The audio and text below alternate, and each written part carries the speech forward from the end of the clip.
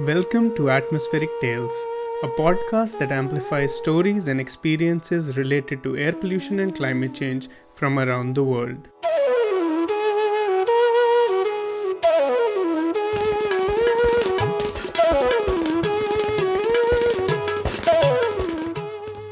I'm your host Shazad Gani, and welcome to another episode of Atmospheric Tales.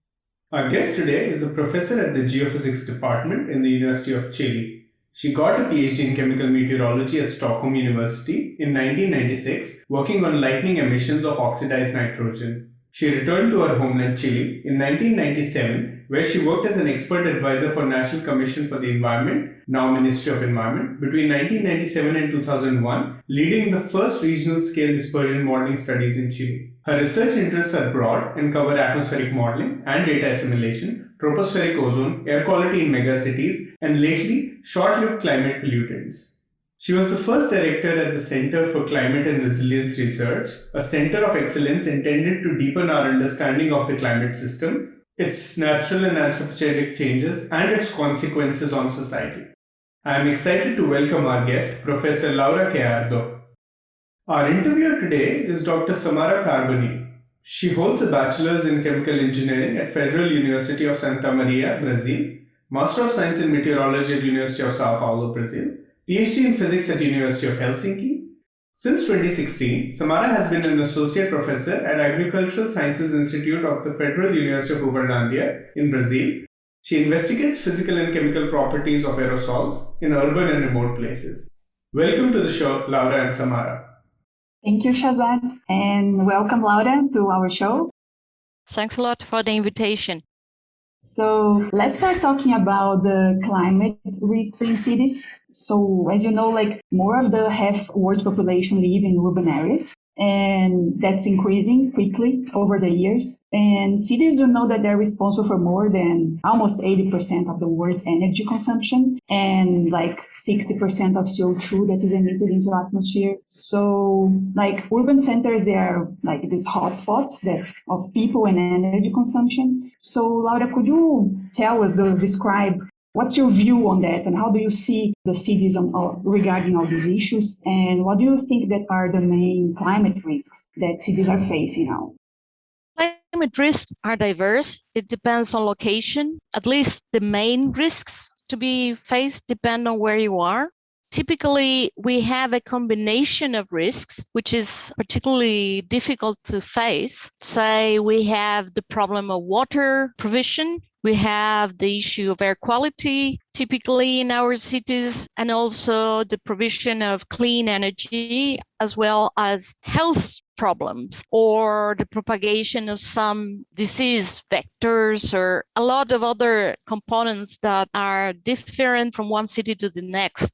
So the characterization that is made over large areas has to be adjusted when you look into each particular city. But the common thing is that you have risks that the presence of population in these cities is one of the elements, of course, that determine the vulnerability and therefore the exposure of people to the different menaces that come from climate and other associated threats. So it's always a complex issue that has to be faced by each city, but definitely since the population of the world is urban already, most of it, one has to focus on the risks and exposure in these cities in this multi-menace and multi-risk approach. So, for example, if you bring it to focus a bit more in South America, and especially Chile, where I think is part of your experience, right? So what are the main risks in Chile and South America? What are the main particularities concerning the urban centers in South America? I guess there's this huge contrast between cities, but what could you say? This region of the world, South America, is the most urbanized region of the world, probably. We have, I think, according to the latest statistics, is more than 80% of the population already lives in cities, typically cities of more than 100,000 or 300,000 people. Perhaps is Colombia and part of the tropical countries that still have a more significant fraction of rural population, but the rest of the cities of South America are enormously, and very early on, they were urbanized, so most of the people live there. Now, depending on where you are, the first distinction is perhaps between the east and the west coast of the continent. In the case of the east of the Andes, where I live, for instance, we have generally a drying affecting the continent, and thus water provision is a main issue for the country in the case of Chile, but also in the case of other places along the eastern coast. On the other side, we have a warming and an increase in rainfall that leads to other type of risks like floods and also the propagation of disease vectors, the propagation of things like malaria or dengue or other things. And if we start looking into Chile, depending on where you are, then you have to add, for instance, changes in coastal areas where rather than sea level, which is given our topography, we skip part of the problem. But on the other hand, our infrastructure regarding ports and regarding coastal areas, which for this country is mainly a coastal area country, we have a loss of the beaches and we have losses in terms of infrastructure, exposure to unexpected surges, etc. Towards the southern part of Chile, though, where the topography is not as steep as in central and northern Chile, we have, of course, the issue of sea level rise, in addition to some signs of changes in precipitation patterns. And over the Pacific, where we have, because Chile is thought to be a very thin country, but in fact, if you count Easter Island, or better known as Rapa Nui, which is the indigenous name for it, we are a rather broad country in the Pacific, and there are a number of other islands that are also experiencing sea level rise quite substantially, and changes as well in ocean circulation that also lead to risks regarding the few coastal areas and the livelihoods of people. So one cannot look at the problem of climate risks in a simple, straightforward manner like one solution fits everyone, but we have to look into the characteristics of different areas and characterizing the vulnerabilities of the different places quite carefully. In the case of Chile, yes, we have looked into a rather substantial description of different climate menaces, but we have our characterization of vulnerability is still missing. And one of the issues is getting to know the communities that have to face these changes. And within those communities, and this is also general for the whole of South America, this is the most urbanized part of the world, but also is probably one of the most unequal parts of the world. So the segregation of society is immense, and it's a factor that contributes negatively in terms of providing the capacity to face these issues. So it's difficult to talk about it without pictures, but anyways, there is a diversity of issues at hand with some commonalities. And I would say that the fraction of urban population is important, but also inequality is also one of the issues one has to face in order to really address the climate risk in particular. And inequalities are all over South America, right? Absolutely. Because inequality is not only a matter of who has more and who has less, it also poses question to governance, to trust, to believing in one's authorities, in having a dynamic and lively democracy that at the end is the way of taking decisions that are respected by the community. So this inequality is not a matter of giving some aid to the poor, but also is a matter of making societies active actors in facing those issues. Facing risk is not only a matter of someone telling us what to do, but of being conscious about the different menaces, abilities, and capabilities for facing those risks as a community. This is not a matter of an individual being the hero, but rather of society, of groups, of communities of people, establishing relationships that enable them to actually face those risks in a more flexible, intelligent, and capable manner as is needed. And since you are already talking about inequalities and vulnerabilities, So if you take developing countries in South America and large centers like Santiago de Chile, Stockholm in Brazil, or Buenos Aires in Argentina, so all these places, they have this very clear social spatial segregation. So what are the difference in terms of vulnerabilities considered as urban configurations in the cities? I don't know whether I would dare to give a general perspective, but yes, segregation is an issue. And segregation is expressed, as I said, not only in terms of how many years of education one has, or the type of food you eat, or the type of transportation you use, or how many kilometers you have to be displaced in order to get health and education and other services.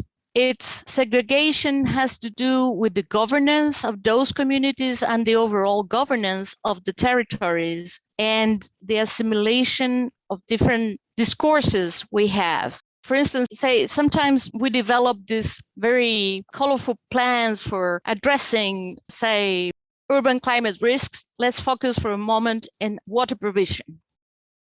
This is a clear issue here in the central region of Chile, where essentially the ice on the mountains is disappearing or retreating very fast. Precipitation is declining, and we have very dry conditions. So the sources of water are no longer available. So people are getting to the resources like taking groundwater, which we have not actual or quantitative idea of how much water we have. And depending on where you are, you will have the resources or not to get access to that water, because the water provision in this country is mediated by private companies. So there is a bit of dependence on where you live and how much you get in order to get access to or keep the water. And while some people put in their properties swimming pools, or in some places lagoons, some other places have very small pieces of green, or rather I would say arboreous or plant covered places, or even to have a place where you can keep some minimum of survival around your territory. There are differences, like in the western part of Santiago, where the poorer people live, they have access to 1 square meter per person or something like that in terms of green space. If you go to the eastern part of the city, then you get 9 times more.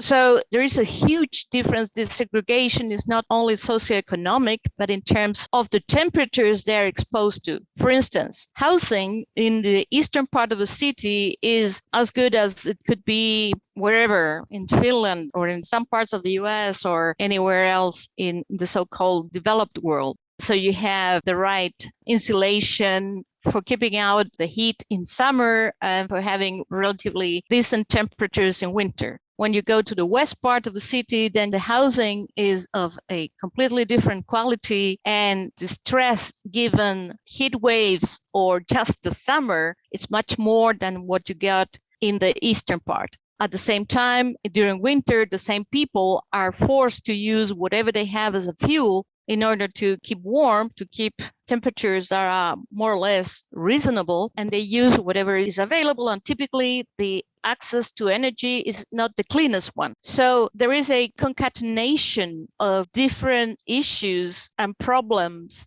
that result in an overall inequality and therefore vulnerability, and even the extra problem of having menaces like temperature stress in winter and summer. Summer particularly, that people are exposed all day round to more than 25 degrees, even in the night. So they sleep badly and their health starts suffering not only from that, but also from other problems. And in winter, you have the superposition of some worsened air quality, plus this bad in-house or domestic exposure to pollutants because of the type of energy they're using and the way they're burning it. So inequality is so much more than just how much you earn or not. It's too simplistic an indicator of what that means. Right. I like what you said about the colorful plants. It's like when you, for example, here in central Brazil and southeast, we've been having all these drought problems and with water. So people are discussing about having shorter showers, while there are still people who have access to water. So that's an example of colorful plant, maybe. Yeah, I guess my country is particularly centralized. So sometimes a bureaucrat, a very well-intentioned bureaucrat, takes a decision of making an adaptation plan for the Patagonia. But that person probably has no idea what it is, the truth of living in Patagonia. To some extent, that makes you laugh. I remember the design of some of the metro stations. Apparently, the design was made with paper people that were two-dimensional. But when they put that in place and people were actually three-dimensional, then people didn't fit into some of these stations. And that's the type of colorful planning that has less of the check of reality. And to make the reality check, you need the participation of people. And that's something that is missing. Many of these plans are subject to some sort of revision by society, but in fact, the people who look into those plans are people that belong to the same groups, academics perhaps, but not the actual people experiencing every day, say, taking the subway or the bus or having to take a boat for going to the hospital in some places of the country which are remote and of difficult access, or where you have storms and people cannot take the boat every day, etc., etc., etc. So in fact, this local component of taking decisions and planning what to do and how to make it cannot be done top down. You need some sort of bottom-up approaches as well, and that requires a participation. But participation requires, in turn, of respect, of providing the information in the proper language, because that's the other thing. We make these plans and we write in very old languages, and not everybody is able to follow that. In Peru, there is an interesting thing. When they provide these plans, I've heard that they have to answer the community or the society when they make comments, and they have to answer every comment, not as well taken or something like that, but also saying, no, we didn't take this into account because, or we took this into account because, and they have to explain the decision making. So that's something that is actually missing to a large extent. And in part of our discourse at the center is always saying, yes, but take into consideration the participation of people and the actual people, not two-dimensional people that fit in the PowerPoint of an architect, so to speak. It has to be done with the community and tested within that community who are actually facing the problems. So climate change is like there is a link with air quality, right? And we know that air quality is also an issue in South American countries. If we take Chile, for example, in Santiago or other cities in there, so what would be some of the main critical air quality issues that are faced in there? And what is the most critical to address? And how far is public policy and citizen awareness in these issues? Let's start with something positive. Between the 2000 and present, PM10 in the city of Santiago has been reduced by more than 50%. And that despite the fact that the city has kept growing in terms of population, extension, etc., etc. So that speaks well in terms of the measures that have been taken. And that's very positive. I mean, there's been an action, there's been the political will, and there's been the technological changes that have changed completely the type of cars and vehicles we have and the type of fuel we use in different industrial processes, etc., etc. Very well done. However, and I'm a teacher at a faculty of engineering. I'm a geophysicist working in a faculty of engineering. So what I say, I have nothing against engineers. I'm married to one, so I have nothing against. However, for instance, in the case of Santiago, over the last, I would say, already 10 years, we have seen something you, Samara, helped understanding is the secondary aerosols we have here. We have some indication of an increasing fraction of secondary aerosol, the photochemical processes occurring in the atmosphere. We see an increase in NO2, both from satellites and from in situ observations. So there is something going on with the oxidative capacity of the atmosphere. And that has to do with two things. One, the sources of ozone, the changes in temperature, the changes in vegetation, etc., but also the changes in behavior of society.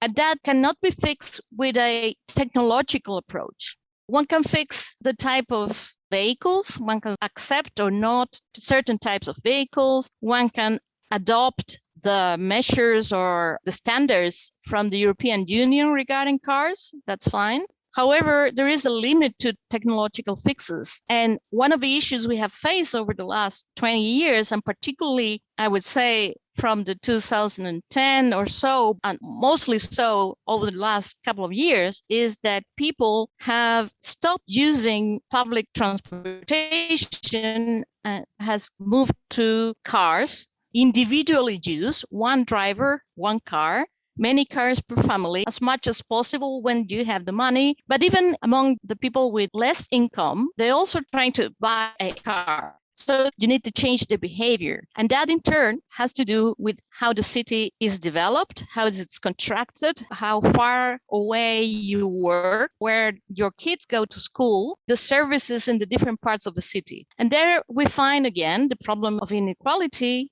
For instance, people living in the southern western part of Santiago, where typically they are the poorest, they work either downtown or in the eastern part of the city. So they have to travel for 20, 30 kilometers. And you could say, oh, but move around in bicycles. Yeah, but it's quite tricky to take a bike from one of the poorest and one of the most dangerous in terms of criminality places in the city up to these wealthy parts of the city. So the design of the city, the way we live, how democratic or not it is, becomes a question in terms of the air quality and the sustainability of the city. So the issue becomes even more complex. In the case of Santiago, at the beginning was the industrial sector that was addressed. So people made changes rather rapidly in terms of decreasing or changing the type of fuel they use, putting some devices for controlling the emission of particles and some gases, etc., etc. Then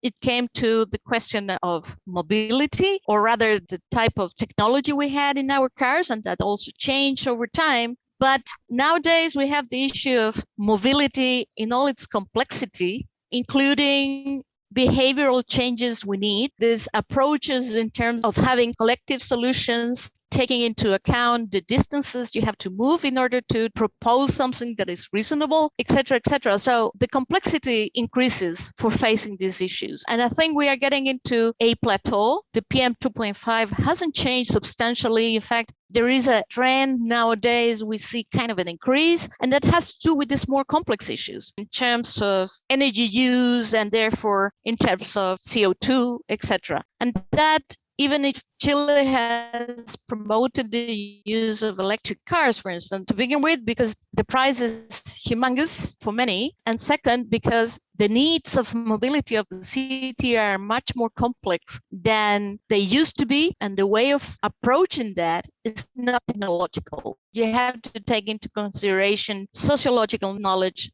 anthropological knowledge, cultural issues, etc., etc., etc. So it's no longer a matter of engineers, or not only a matter of engineers. You have to combine different types of knowledge to address those problems. Yes, I totally agree. And let me explore your experience on urban resilience, because there's been a lot of discussion lately about the concept of climate resilience. So what is climate resilience, and how is this related to risk, vulnerability, adaptation, sustainability, and so on? How are those things fit together? Yeah, resilience, in fact, is like, I don't know, for atmospheric science people. I saw once an exercise that they asked people, I don't know, in Oxford, in very well-known and very prestigious places. All of a sudden, they came into the office of a professor and they asked, could you explain for me the Coriolis force or the Coriolis effect? And of course, people got like, well, yes, of course. Yeah, everybody was kind of confused about the concept. In the case of resilience, is a word that's been used by so many over a very long time. So there are as many definitions as there are disciplines around the world. And the question is, how do you make definitions that are operational in a way? Because we could call it something else, but in sociology, anthropology, and economics, we try to make such an exercise in the case of urban resilience, not climate resilience. In terms of climate resilience, there is a definition by the IPCC that's taking the time and the effort to make kind of a definition, kind of an operational definition. And typically, in terms of climate resilience or resilience to climate change, rather, is kind of the capacity of a social system, economical or environmental system to face an event or events, a trend, a perturbation of potentially dangerous issues by responding to those issues and perturbations by reorganizing in a way that they can keep their identity, their functionality, structure. Identity perhaps is something that says a lot. I imagine that like a mouse, there is a threat, say climate is a cat that could attack this mouse. And resilience is the ability of the mouse to adapt to that change, learn how to face it. So for instance, and imagine it taking some gloves like a boxer, taking some defense for the face and the head, so not to get too bad a shape after being attacked by the cat. So there is this ability to adapt, to change, to learn, and you have to have some sort of flexibility, this memory to learn from what happened before, but also to learn from what emerges and to transform, to change how you adapt and how you govern. In the case of climate, how to transform yourself or your society or your community in order to face this new menace that comes from outside. So one can have these different dimensions of resilience, but essentially is the capacity to adapt, learn, and not by maladapting to the issue, but by preserving your identity, your functionality, etc. So it involves, in fact, a deep change. And that takes bits coming from material science or engineering in the early, in the early 20s of the last 100 years, but also from psychology and definitely from ecology. But rather than fixing too much in one definition, one has to adopt a definition for operationalizing your actions and trying to understand what you're going through in terms of adapting and learning and coping with a given menace. Yes, I'm going to ask you right away some examples, but like, for example, you're talking about the risks, right? So, and taking your example, your analogy of the mouse and the cat. So how do the mouse run away from the cat? How to hide? And do you have some practical examples like in cities that have been managing these adverse climate effects? Say that you want to face the issue of the heat island effect. Many cities have adopted changing the coverage of the city in terms of vegetation, in terms of the color of the buildings, in terms of the types of materials they use for the streets, etc., etc. So one can take action in order to adapt to the new situation of having increased temperatures. And one can go even deeper and transform yourself in the idea, for instance, of changing your type of the air conditioning systems. Perhaps you start building differently, so you don't need too much of a machine that cools air and puts away out in the street this warmer air that at the end will increase the heat island effect. Perhaps you can start building differently, having different types of textures and different types of materials and covering with trees and vegetation that doesn't need too much of water because that's typically a limiting factor and that's not too allergenic or too prone to produce ozone, but you can find your local types of vegetation and try to adapt to the new situation. So that's the way of this little mouse trying to adapt to the menace, in this case of heat island effect. So one has to do some things that are, I would say, lighter changes and some others that signify changing the type of construction you make and changing the type of energy you use in order to keep a temperature that is more reasonable. And that's an example that's been used in many cities in the global north, I would say. In the global south, there are some approaches, there are some colleagues of ours working in particularly not very wealthy commune or county in Santiago And they're trying to also use this type of approaches, changing, for instance, the coverage of some football places where they had this kind of plastic things that increase the effect of temperature, or isolating. And let me go outside Santiago, let me go to southern Chile, where the concept of energy poverty, because people don't have access to clean energy, so they use still wood burning, and that wood burning is used in a house that is not particularly well insulated. So you could increase the consumption of energy, but that's not very good. So what people did at the end was trying to refit housings and putting more insulation into the system. So the use of energy was less, and therefore the comfort was better and the emissions of particles was less. So that's another adaptation you can take in that case regarding air quality, but also the emissions not only of particles, but also within particles of black carbon, for instance.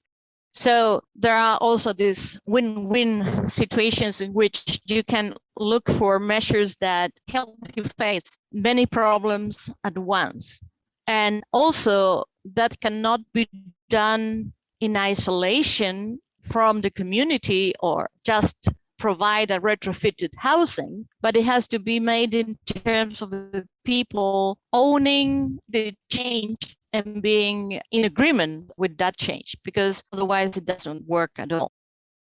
Your research covers like a very wide range of subjects, from atmospheric modeling, tropospheric ozone, air quality, megacities, climate resilience. So what motivated you all these studies, and what was the role of your primary education? Like anybody special in your family or friends that has influenced you or something? Well, sometimes I say this doesn't sound particularly good, but I'm intellectually promiscuous. I'm open to different questions. I'm curious. And in my background, my personal background, I guess that an important thing is my mother was a social worker. So as a kid, I got to know the dark realities of Chile and also to see the worth of communities when people are empowered for real. So I guess the social dimension of issues was always present. I happened to be in my teens and early 20s by the time of the dictatorship in Chile. So the search for freedom, for democracy, for the respect to human rights, etc., was always there for me strongly. And atmospheric science, being a science that is equally or even more beautiful and wonderful, like, I don't know, astrophysics, but it's real. It happens in the world you breathe. So that's the first thing. Then I studied physics, and I think that physicists, they tend to be, as they are exposed early on to difficult questions with difficult tools, they take this attitude of, I'm able to face anything. And you're looking for the beauty of things, and at the same time, you are looking for the complexity. It doesn't make you scared, if you want. That doesn't mean that I'm self-assured, like any woman that has been exposed to a manly world is a bit insecure of herself. But in this contradiction, I think I was always looking for issues that would be super interesting, but at the same time, socially relevant. And I think that explains part of my promiscuity in terms of tools and questions. So first, modeling was the first tool I learned to use as a researcher, as a young researcher. And modeling fits me well because it's this training I had as a student in physics, trying to figure out how things function. And that part of inverse modeling was the question of significance and error. And I had the chance to work for another center of excellence in mathematics. So I put that in proper terms and we arrive at this inverse problems. And then cities, of course, because cities are a main issue in this part of the world. And then climate, because is the overall impact of humans on Earth. And I had that learning early on during my time in Stockholm. I had the chance to collaborate, to get to know all these big names, Paul Crutzen, Bert Boulin, and Henning Rude, etc. I think I had this systems view, but also this idea of trying to making science a tool for change. And I like to learn things. That would be a better summary, perhaps. It hasn't been the most efficient manner of developing a career, but it's been amazing in terms of the things I've been able to learn, to collaborate, people that I have collaborated with. So I feel happy. Maybe my record of publications should be much longer than it is, but I don't know whether that's the point, actually. And I don't repent, not at all. It's like the French song, Je ne regrette rien. Nice to hear. So thank you very much, Laura. And I'd like to also thank Shahzad and Milena for this. Thank you to you for giving me the opportunity to talk so freely and to be interviewed by one of the rising stars of South America for the next 20, 30, 40 years, perhaps. You have done an excellent work and you are in the younger generation in this part of the world. And I foresee many more questions to come. So thank you to you and Shahzad, and we can keep working around the world. Thank you. With that, I would like to thank our guest, Professor Laura Gallardo, and our interviewer, Dr. Samara Carboni, for joining us on this episode of Atmospheric Tales. Thanks to all our listeners for tuning in. Make sure to subscribe and share.